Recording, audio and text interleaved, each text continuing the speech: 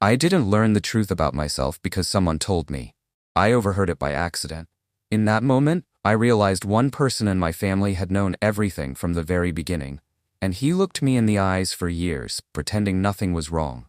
I always thought I knew who I was, not in a deep or philosophical way, but in the simplest sense.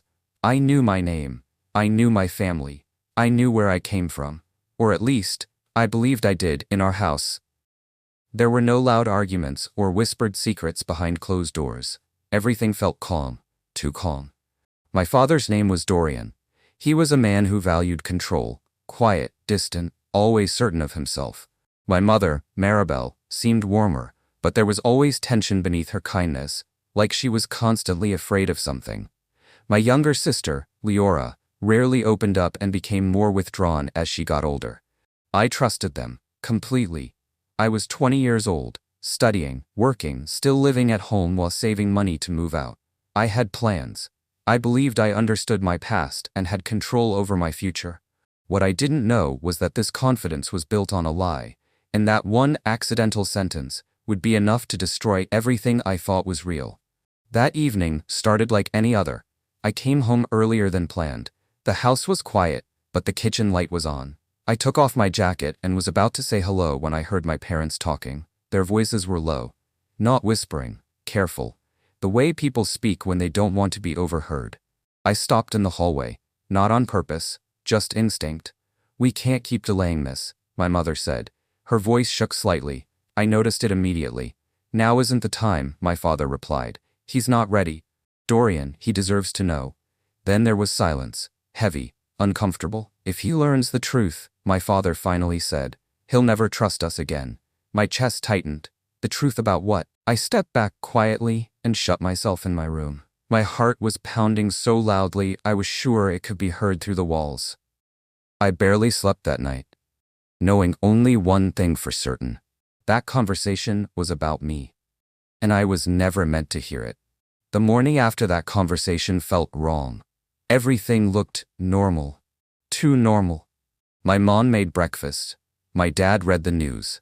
They even smiled at me, calm and confident. That was what disturbed me the most. I watched them closely, searching for guilt or tension. I found nothing. They acted as if the night before never happened. "You're up early," my mom said, placing a mug in front of me. I nodded. My voice wouldn't come out. They talked about small things, the weather, bills, weekend plans. And all I could think was that I was sitting inside a performance where everyone knew the script except me. I left the house earlier than usual, and for the first time in years, I didn't feel safe coming back. All day, I tried convincing myself it was a misunderstanding, that I heard it wrong, that they weren't talking about me. But every logical explanation collapsed under the same words repeating in my head. "If he learns the truth." That evening, I decided to test my father's reaction. Carefully, casually. I asked about our move years ago, about relatives we never visited. Simple questions. His answers were short, flat. Then he suddenly asked, "Why does this matter to you now?" There was no anger in his voice, only defense. My mother stepped in too quickly. "He's just curious, Dorian." But the look she gave him said something else. It was a warning. And in that moment, I knew this wasn't in my head. They were hiding something, and they were doing it together. After that night, I started noticing things I had ignored before. Small details, strange pauses, vague answers. As a kid, I used to ask about our family, grandparents, old photos, relatives. The responses were always the same. "We're not close. It's complicated. We'll talk about it later." That later never came. I went up to the attic and searched through old boxes, stuff my parents didn't care about anymore. Receipts, faded manuals, a few albums. I flipped through pages until something caught my eye. My name appeared differently in several documents. Not a typo, a completely different name. I sat on the floor holding those papers, my head buzzing. I wanted to laugh it off, to deny it. But deep down, I knew I had found something I was never meant to see. Didn't confront them right away. Fear was stronger than curiosity. Instead, I started digging on my own, quietly, at night. I checked dates, compared signatures. The deeper I went, the less things made sense. My birth date, the hospital, even the city. They didn't match. When I finally asked my mother directly, she looked at me like I crossed a line. "Where are these thoughts coming from?" she asked. I showed her the documents. She glanced at them and set them aside immediately. "They're old papers, full of mistakes." Her voice was calm. Too calm. "You're overthinking this," she said. "Don't make things up." But I saw her fingers shake, and I knew this wasn't an error. It was denial. My father avoided me all the next day. No eye contact, short replies. That night they locked themselves in their bedroom and talked for a long time. I only caught fragments. My name, the word dangerous, and again, "If he finds out." That phrase wouldn't leave me alone. I realized they weren't going to tell me the truth willingly, so I would have to find it myself. And the longer they delayed, the clearer it became. The truth wouldn't just be strange, it would be destructive. That night, I made a decision. I no longer trusted them, and this was only the beginning. A few days later, I messaged someone whose name I found in one of the documents. I hesitated, deleted the message twice, then I sent it. Short, careful, just a question. The reply came late at night. He knew my name, my real name, one I had never heard from my parents. He wrote cautiously, like he was afraid of saying too much. Asked who I was and why I was digging into this. I told him the truth, that I thought my family was hiding something from me. There was a long pause before his next message. Then he wrote, "I've been waiting for this day. They promised they would tell you themselves." I sat in the dark staring at my phone. My hands went cold. My heart felt too loud. For the first time, someone confirmed it. I wasn't imagining things. We agreed to talk on the phone. His voice sounded tired, careful. He took his time, asked about my life, how I was treated, what I had been told about my childhood. His questions were too specific. Then he said he had known my parents for many years, that they had asked him to disappear from my life, for my own good. He kept repeating that phrase, like he was trying to convince himself. "You weren't supposed to find out this way," he said. I asked him directly who he was to me. He went silent, took a breath, then said it. "I was supposed to be there, but they removed me." After the call, I sat in my car, without starting the engine. Everything around me felt fake, like my entire life had been a carefully edited version of the truth. That same evening, I tried talking to my parents again. Calmly, no accusations. I told them I had spoken to someone who knew the truth. My mother went pale. My father stood up fast. "You have no right to dig into this," he said. That wasn't concern. That was control. They started talking over each other, confused, contradicting themselves, telling me I misunderstood everything, that the man was dangerous, that he was manipulating me, that I should forget about him. And that's when it hit me. They weren't afraid for me. They were afraid of losing their version of the truth.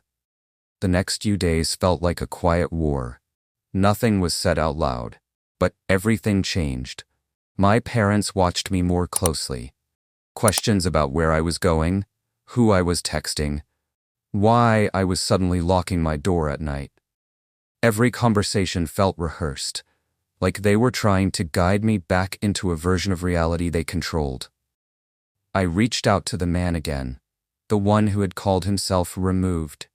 This time, I asked him to tell me everything. No filters, no protection. He hesitated, then said there were things I needed to understand first. That my parents hadn't acted out of hatred. That fear had driven every decision they made. Fear of losing control. Fear of the past coming back. That scared me more than anger ever could. Because fear doesn't stop on its own. He told me the truth slowly, piece by piece. I wasn't meant to hear it all at once. He said my parents made a choice years ago. A clean break. A rewritten story. A version of my life that was easier for them to manage. They convinced themselves it was protection, that if I never knew, I would never hurt. But they didn't erase the truth. They buried it, and buried things have a way of resurfacing. He explained his role, why he was dangerous to them, not because of what he might do, but because of what he knew, the version of me that existed before their decisions. I asked him why he waited so long. His answer stayed with me. They told me you were better off not knowing who you really are. That night, I confronted my parents again. Not with documents, not with names, with one sentence. You built my life on a lie. The silence that followed was heavy. My mother started crying quietly. My father didn't deny it. He didn't argue. He just looked tired, older than I had ever seen him. They finally admitted it. Not all at once, not cleanly, but enough. They changed my name, cut people out, controlled the story, watched every step I took growing up. Not to protect me, but to protect the version of family they created. I felt something break inside me. Not anger, something colder. Trust doesn't shatter loudly. It collapses inward. And I knew there was no way back. They told the story reluctantly, like every word had to be dragged out. The details didn't always match, but the core was clear. My place in their lives was never the miracle they described for years. It was a decision, cold, calculated, made in fear. They weren't afraid for me.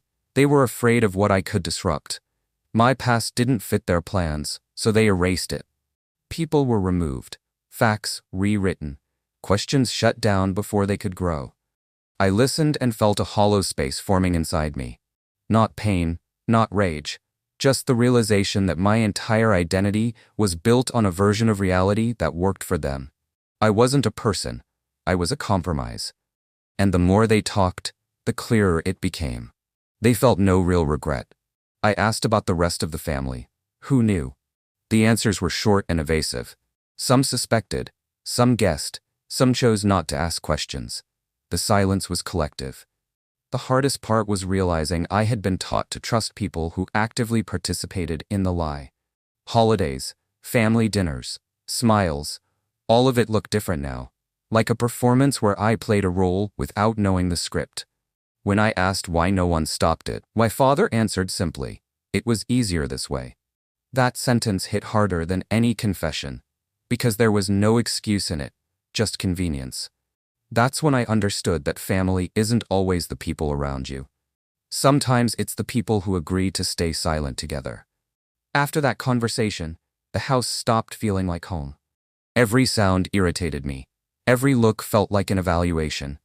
I caught myself analyzing every word they said, searching for control, for manipulation. They tried acting normal, asked if I had eaten, how my day was. It felt worse than silence, like nothing had happened, like I hadn't just learned my entire life was a carefully maintained structure. I started preparing to leave, not to run away, but because staying meant accepting their rules, and I couldn't do that anymore. There was one conversation ahead, the one they feared the most, the one where pretending would no longer be possible. The conversation happened early in the morning. I chose that time on purpose, before people put their masks back on. I told them I was leaving, not temporarily, not to think, for good. For the first time, they were truly scared. My mother tried to speak gently. She reminded me of years of care, of sacrifices, of everything they had done for me. My father was harsher. He told me not to destroy the family over the past. Different words, same message. Get back in line. I asked what would happen if I told others the truth, if I stopped staying silent. The response was instant, sharp. They didn't threaten me, they pressured me, with hints, with fear, with guilt. That's when I realized something. Even now, this wasn't about me. It was about consequences. I told them I was done participating in this, done protecting their choices, done carrying a name given for convenience. The words hung in the air, like a point of no return. My father snapped. His voice rose. For the first time, he said it out loud, that without them, I wouldn't have survived, that my life existed because of their control, that they had the right to decide for me. It was a confession, not the one they intended, but a real one, rough, honest. My mother cried, but I felt no pity anymore, only clarity. They didn't see me as a person. They saw a project that slipped out of control, and projects, I realized, are never released willingly. I left that same day. No scene, no goodbyes, just a small bag and a strange sense of calm. On the other side of the door was a life designed by someone else. The first weeks were hard. The silence pressed down on me. I had to make my own decisions. For the first time. But along with fear came something else. Space. The chance to choose who I was, not who was convenient. We barely speak now. Sometimes messages come in. Tearful, like nothing ever happened. I don't reply right away. Sometimes not at all. Because the truth didn't just change my family. It changed me. And there's no going back. Sometime later I met that man again. Not to replace a family. Not to fill a void. Just to close something others had kept open for years. We talked for a long time. Calmly. Without dramatic confessions. He told me about moments that were never mine. About decisions made without me.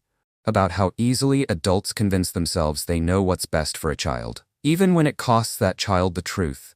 I didn't feel hatred, just exhaustion, and a strange sense of relief. Because now the story was complete. No missing pieces, no edited sections. Sometimes the truth hurts more than an illusion, but illusions always demand payment, and it's usually your identity. I started living differently. Not perfectly, not confidently, but honestly.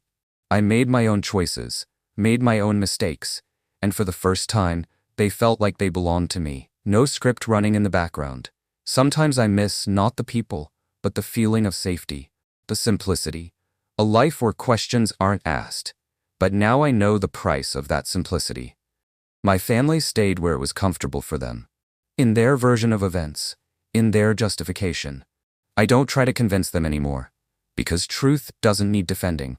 It just exists. Even when someone spent a lifetime hiding it. His story isn't about who is right. Or who is wrong. It's about what happens when someone is denied the right to know who they are. Even for good reasons. I don't wait for apologies anymore. I don't seek reconciliation. Some breaks aren't meant to be repaired. They exist to set you free. If there's one thing I know for sure now, it's this. Love without truth is control. And truth, no matter how heavy, always gives you choice. That choice is where my life finally began. If you enjoyed this story, subscribe to the channel, like it, and click on the bell so you don't miss any more stories. See you soon.